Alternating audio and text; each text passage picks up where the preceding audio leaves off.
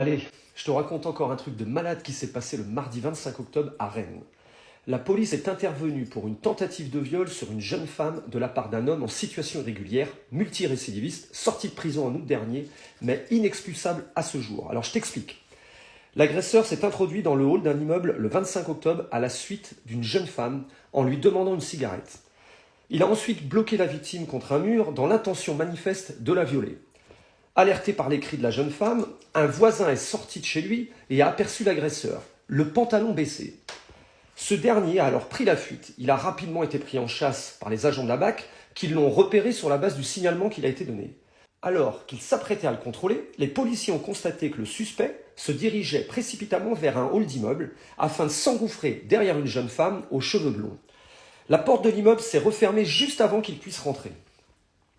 Alors, il a été interpellé. Alcoolisé, dépourvu de papier, l'individu est un homme de 43 ans, natif du Congo, en situation irrégulière et déjà condamné pour des faits similaires.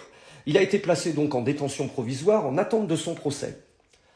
Maintenant, je te raconte son parcours judiciaire. Une dinguerie. Il a été condamné une première fois pour viol en 2000, puis s'est vu octroyer une autorisation de sortie en 2005 pour rendre visite à sa cousine qu'il a violée. Il a alors été condamné à 15 ans de prison, ce qui ne l'a pas empêché de récidiver en 2018 en agressant sexuellement une visiteuse de la prison. Il a été libéré de la prison le 2 août 2022 et soumis à un suivi socio-judiciaire. Sa situation administrative est magique. Il se présente comme de nationalité congolaise, mais avait précédemment déclaré être angolais. Il serait arrivé en France en 92 alors qu'il était mineur, mais âgé quand même de 13 ans. Ses parents, de nationalité angolaise, se sont réfugiés au Congo, puis en France, où leur enfant les a rejoints.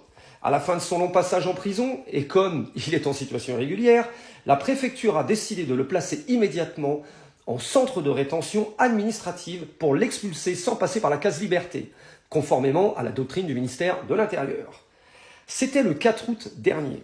Quelques semaines plus tard, le 30 septembre, le juge des libertés et de la détention a néanmoins décidé sa remise en liberté, faute de pouvoir l'expulser, car ni les autorités congolaises, ni les autorités angolaises ne le reconnaissent comme étant un de leurs ressortissants. Alors l'homme, dont il est question, a par ailleurs effectué plusieurs démarches pour être reconnu comme apatride et donc inexpulsable. Et bien pendant ce temps-là, il viole nos femmes, nos filles. Jusqu'à quand ça va durer ?